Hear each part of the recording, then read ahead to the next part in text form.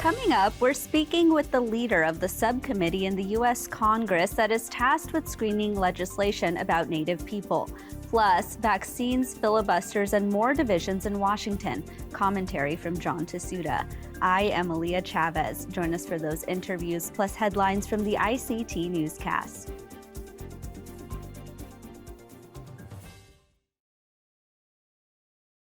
The Walter Cronkite School of Journalism and Mass Communication at Arizona State University is honored to be a supporter of Indian Country Today. Working with award-winning professors, Cronkite students learn news reporting, social media, shooting and editing videos, and producing content for communications industries. Cronkite's 15 professional programs give students the opportunity to cover critical issues throughout the U.S. and beyond.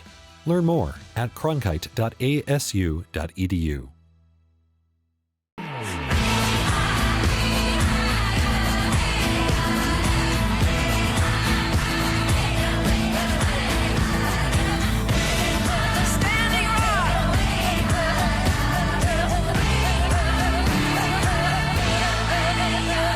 This is the ICT Newscast with Aaliyah Chavez. Thank you for joining us. The Department of Interior is looking for people to serve on a committee to help replace derogatory names on federal lands and places. Up to 17 people will be appointed by Interior Secretary Deb Haaland to a new advisory committee on reconciliation in place names. At least 4 members of the committee will be from a tribal nation, 1 from a tribal organization, and 1 from a Native Hawaiian organization. Other committee members will have backgrounds in civil rights or race relations, and others with expertise in anthropology and cultural studies. Some spots will also go to members of the general public. Positions on the committee are on a volunteer basis, and meetings will be held virtually due to the pandemic. These moves come as Haaland directed the National Park Service to form this committee in November, saying, quote, "Too many of our nation's lands and waters continue to perpetuate a legacy of oppression. This important advisory committee will be integral to our efforts to identify places and derogatory terms whose expiration dates are long overdue." The deadline to nominate someone is February 24th. And if you have questions about the process, you can contact Joshua Winchell by emailing joshua_winchell@nps.gov. Well, there will be no visiting the Havasupai Nation anytime soon. Last week, the Havasupai Tribal Council extended a suspension on tourism until June. To get to the tribal nation, one must hike 8 miles down to the floor of the Grand Canyon. In a normal year, the tribe's blue-green waters at Havasu Falls attract thousands of tourists from all over the world. And before the pandemic, reservations to see the falls sold out within 30 minutes. The tribe says even though it has been involved in vaccination efforts, it still wants to protect its citizens. The Havasupai chairman said in a statement, "There are still so many unknowns with the new COVID-19 variants that for the health and safety of our tribal community, it is in the best interest to remain closed to tourists." The tribe says it is rescheduling already booked trips for 2023. In Oklahoma, a historic $430 million investment is upgrading the Cherokee Nation healthcare system. Principal Chief Chuck Hoskin Jr. signed legislation last December approving $400 million for a new hospital in Tahlequah and another $30 million to an outpatient center in Salina. Hoskin Jr. says the pandemic has shown that the Cherokee Nation needs to prepare for the future.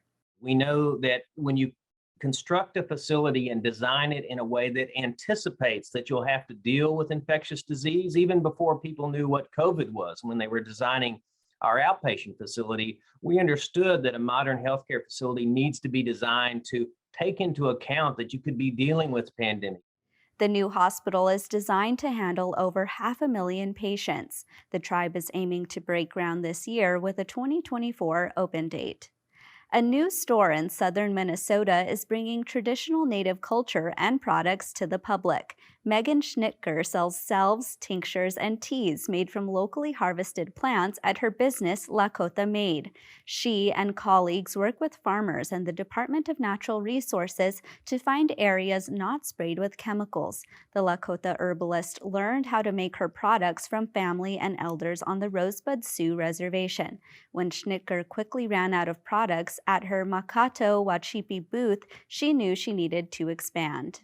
That was a big part of our income, is when every time we found a vendor market or a powwow or an event we went to, and we did really, really well at all of them. And pretty soon I started seeing all the same, lots of same faces that were following me around from vendor market to vendor market. And I'm like, I need a store.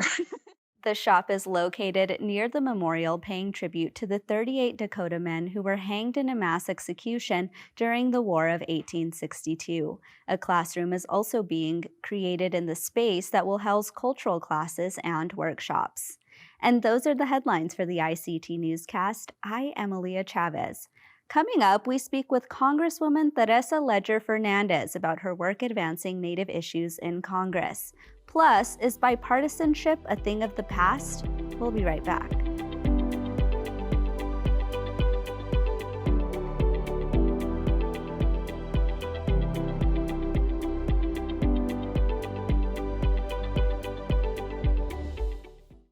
Congress has nearly always had a committee or a subcommittee that screens legislation involving Native people.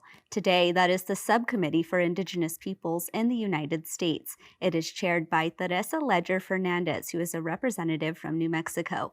Her subcommittee is under the House Natural Resources Committee, and it oversees all matters regarding Indigenous people. It also has jurisdiction over the Bureau of Indian Affairs and the Department of the Interior. Representative Leger Fernández joins us now to share more about what kinds of legislation we can expect to hear about in 2022. Hi, Congresswoman. Welcome to the ICT Newscast. Hello, Aaliyah, and thank you so much for having me here to talk about the work we're doing in Congress and in the subcommittee on Indigenous peoples. So I want to start first with sacred sites protection. I know that you've held a number of hearings in your term so far, but what are the major pieces of legislation that stand out to you on sacred sites protection? So I think there are two very big pieces with regards to sacred sites. One is here in New Mexico, Chaco Canyon. So as you know, recently, the president and the Secretary of Interior withdrew Chaco Canyon from leasing. That is a temporary withdrawal. It only lasts 10 years and then maybe a 20 years. We cannot have something as important and sacred as Chaco Canyon ever expire, and we cannot let any future president, undo that withdrawal. So I have a bill that we will be dropping a little later this month that would put in place permanent protections for Chaco Canyon. We had a beautiful ceremony there for the withdrawal with Secretary Holland, and it was so clear that this place, which many of us, I love to go visit and be in awe of what was accomplished there. For me, it's a place where I can go visit and be in awe. But for the Puebloans who hold it dear, it is alive and it continues to be sacred. It is an unbroken line. And that is the case, I think, with all of our sacred sites, and we must recognize that. We are also working to try to protect Oak Flats. Oak Flats is very sacred within Arizona, and they intend to put a mine on there, a copper mine, that is actually a Chinese company that would be mining the copper that belongs to the United States. But more than that, it would create a crater a mile deep on this sacred place. So those are two of the key ones that we are working on right now. But I am also working to strengthen tribal historic preservation officers, to provide them more money to do their job. So when there is federal action, right, we're going to have a lot of development going on. A lot of pipes need to get put in the ground to meet the needs. but we need to make sure we put those pipes in the ground in places that they will not disturb sacred areas. And so for that, we need to make sure that tribes have the money they need for their tribal historic preservation offices. Your subcommittee hears a number of topics and issues in Indian country. Some of the ones that stand out to me are things like ensuring that native languages are ensured for next generations. Of course, coronavirus updates. To you personally, what are some of the issues that mean most to you personally? All of it. I have had the great fortune of working alongside and as a member of the team and as their legal advisor to tribes for 30 years. And I learned so much. I am the kind of person I am today, the advocate I am today, from all that I learned from those I worked with and alongside. So I think every single piece is important, but I do think there are like 4 key areas. One is, of course, to meet our trust responsibility, because it all stems from our trust responsibility, right? And it's education, it is health, it is economic sovereignty, and education, health, economic sovereignty, and of course the all the other issues that come along with the economic sovereignty and cultural preservation. So those are the 4: cultural preservation, economic sovereignty, health, and education. We put money in for languages in the American Rescue Plan, because as we were sitting there thinking about what was happening to the children who were not able to get to school, right, who didn't have broadband, that we needed to help strengthen those things that were going to be hurt the most, which included language. We have another $200 million in the Build Back Better for Native languages. So that's a recognition of what is core to tribal nations, to Indigenous peoples, is their language. Congresswoman, I think you bring a very unique perspective to this newscast, and I actually want to talk a little bit more about Interior Secretary Deb Haaland. I know that she's a mentor to you, and that you didn't overlap during your time in Congress, but I know that you know her personally. I'm really curious, being a member of Congress yourself, what kinds of impacts do you think that Secretary Haaland can make as the head of the Interior Department?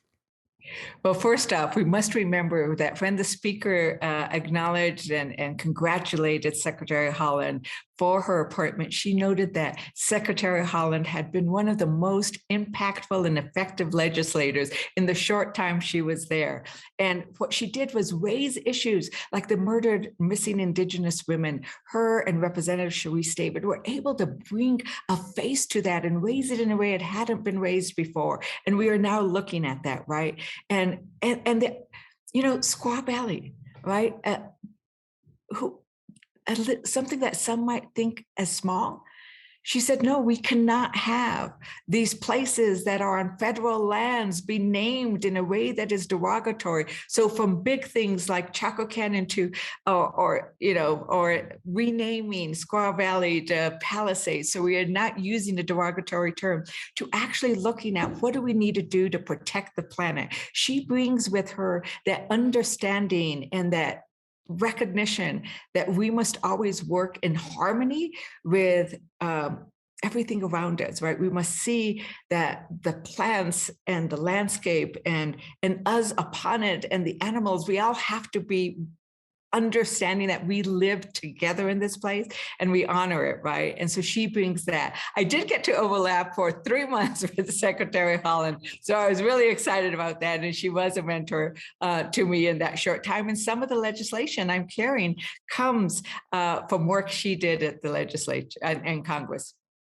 Thank you for correcting that. You're right. You were sworn into office in January, and then she left in March. So thank you for correcting that.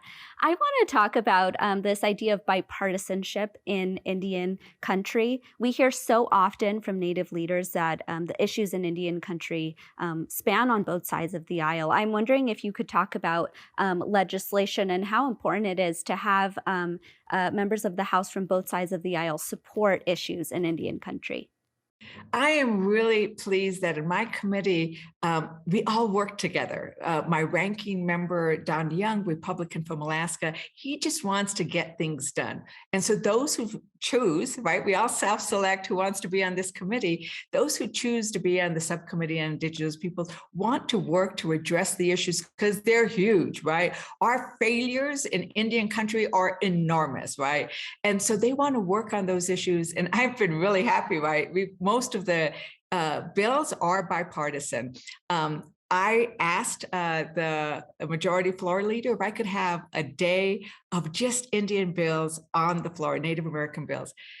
And so I said, it's not enough to just say, well, it's Native American Heritage Month. We need to have action. We can't just say, oh, let's respect and honor. We need to have action. So we opened November 1st with 8 bills on the floor, passed bipartisan. I then went back to him and said, you know what? We didn't have enough time. We need more. And he gave me a second day where we did the Congress did just Native American bills. And they were mostly bipartisan, including, I have a bill that's called the STOP Act, Save Tribal Objects of Patrimony, so that we do not allow those grave diggers and those people who would steal cultural objects to be able to take them out and sell them in Paris, right? So we now have a bill that has passed the House on that. I was able, it took a while. We had to do compromises, but we were able to get bipartisan support for that bill, which is wonderful. I think we had 50 some Republicans vote against it, and all Democrats were in favor. So that's an example of how much of our work is bipartisan. But the credit for that is because the Native American tribes and nations and peoples have been educating the Congress people, those who represent them, about tribal sovereignty. So that's where we need to say thank you for all those advocates who have been doing that all this time. Now, there are areas that there isn't bipartisan. Oak Flats, we don't have any Republicans, supporting us on that. We're going to continue moving on that because we know it's that important. But many of our other bills are very bipartisan. One of the other ideas that has really gotten some steam has been this idea of changing Columbus Day to Indigenous Peoples Day. And I know that's something that you've spoken about personally. Is that something that we can realistically see changed, in your opinion? I think so, right? It's different because, like in New Mexico, we were able to do that, right? We celebrate Indigenous Peoples Day. We have done so for a while. New Mexico has Popeye, who led the Pueblo Revolt. That's our statute. That's one of our statutes in Congress. So New Mexico has a great understanding and history of these. But people might think that it's an affront to Italians, to Spanish, but I think little by little, we're getting a better understanding of what it means to respect those who were here first, those who continue to contribute a way of understanding how we live on this planet, and those communities and governments that taught us about governing, because we have to remember our system of government, our democracy, is based on lessons learned from the first Americans in the United States. So I think that little by little, we're getting a better understanding of it, and I'm hopeful. Sure. Well, Congresswoman Leger Fernández, please come back anytime, and thank you for being here. Well, thank you. And hello, goodbye, everybody who's listening. And we'll be right back.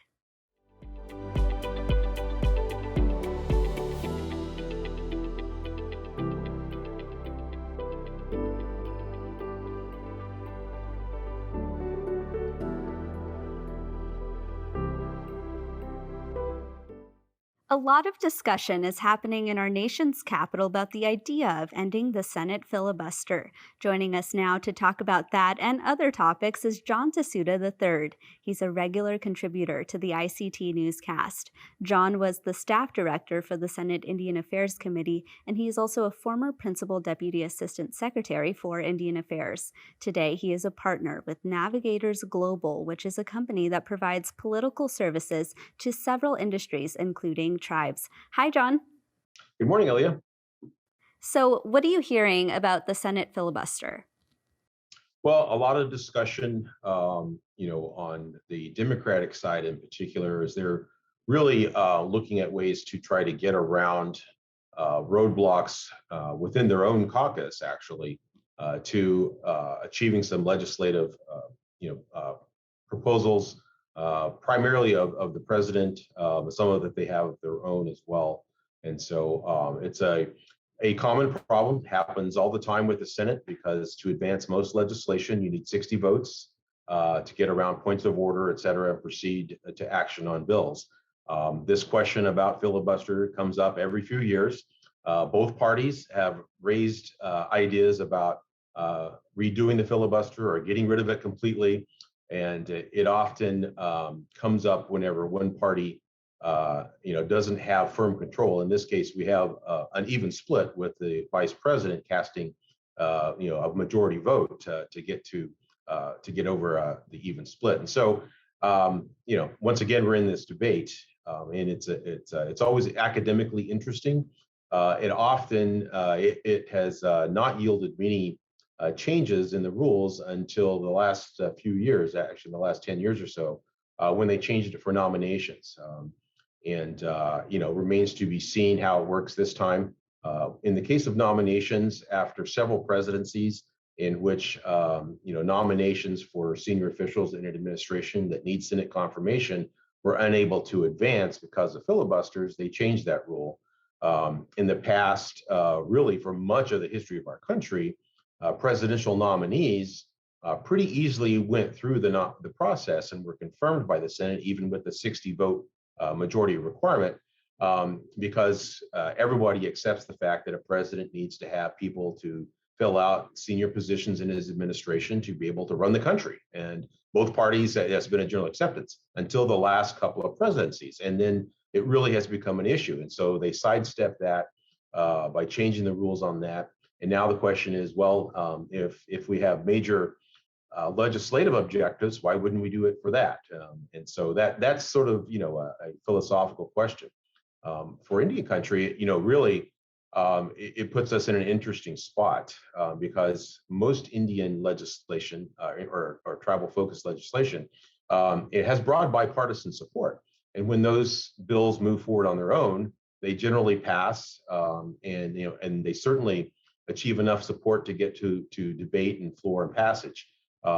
Oftentimes, they are also attached to major pieces of legislation that also have bipartisan support. Well, the National Defense Authorization Act is one that's used in the past, and appropriations bills. And so in the past, those are seen as must-pass legislation, and a lot of tribal legislation has been attached to those in years past. But now we've reached a point in which the fighting is so intense by both sides that even must-pass bills like appropriations to run the government have a hard time getting through. And so, it's a question. The real point on filibuster, though, is to my mind, is how we deal with the voice of the minority in our country. And so, and when we say the minority, we don't really mean racial minority. We're talking about political minority. And that's been the purpose of it, for most of the time that the Senate has been one of our pillars of government. And so, the question comes at times, do we need some defensive mechanisms to make sure that actions taken are really thought through carefully, such that they have at least 60% of the support of senators? And in the near past, it seems like it's not that important for tribes. But historically, if you go back, a lot of legislation that could have been very harmful received more debate and actually worked out some of the real troublesome issues because there was this filibuster, which required more than a simple majority to pass legislation. So in the long view, my opinion is that this filibuster is actually good for tribes, good for their legislative efforts. I'm glad that you're talking about this divide in Congress, because the entire reason that President Biden wants to end the filibuster in this example is because he wants to pass this voting rights legislation. And we of course know that in Indian country, voting is one of the major topics that tribal leaders bring up time and time again, is that they feel that their citizens have trouble getting access to the ballot. What are your thoughts in terms of this voting rights bill? That's a great example of where you have a piece of tribal legislation, tribal-focused legislation, and a bill introduced actually by Republican Congressman Tom Cole, to address what tribes perceive as roadblocks to equal voting rights on the reservation. And there's broad bipartisan support for that. Unfortunately, that bill is not being allowed to proceed on its own merits. It's being attached to other pieces of voting rights legislation that doesn't have the same level of bipartisan support. And so that's bottling it up. And sometimes you would like to say the easy answer would be to let the tribal legislation go forward on its own, right? But that's not how DC works. Oftentimes, things get bottled together as senators look to find little pieces of support here and there for their efforts, or in the House, they try to cobble together constituencies to support larger legislation. Yeah, and all of this is just such interesting timing given that the midterms are happening this year.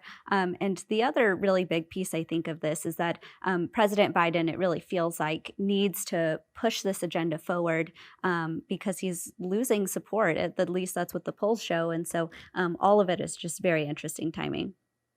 It is, and a tried and true a strategy by a president who seems to be slipping in the polls and really slipping sort of political capital wise. When he came in, he thought he had a lot of political capital, and they got some things done like the first infrastructure bill, but that seems to be slipping. And so moving from things that are stuck in the mud, so to speak, to other things that they think have broader support, like voting rights or things, is one way for presidents to try to unstuck his agenda. But also, as you pointed out, we're now into an election year, and oftentimes, unfortunately, in my opinion, these issues become more sort of political footballs, and the two parties aren't looking so much to actually have a solution as they are to have a topic to discuss for campaign purposes, and that's unfortunate, particularly for tribal voting rights. Sure. Well, John, thank you so much. Thank you. Always great. And that's a slice of our Indigenous world. Thank you for watching. For all the latest news, visit IndianCountryToday.com. I am Aaliyah Chavez. Sometimes you got to take a stand just because you know you can. Oh, you got to run, you got to run.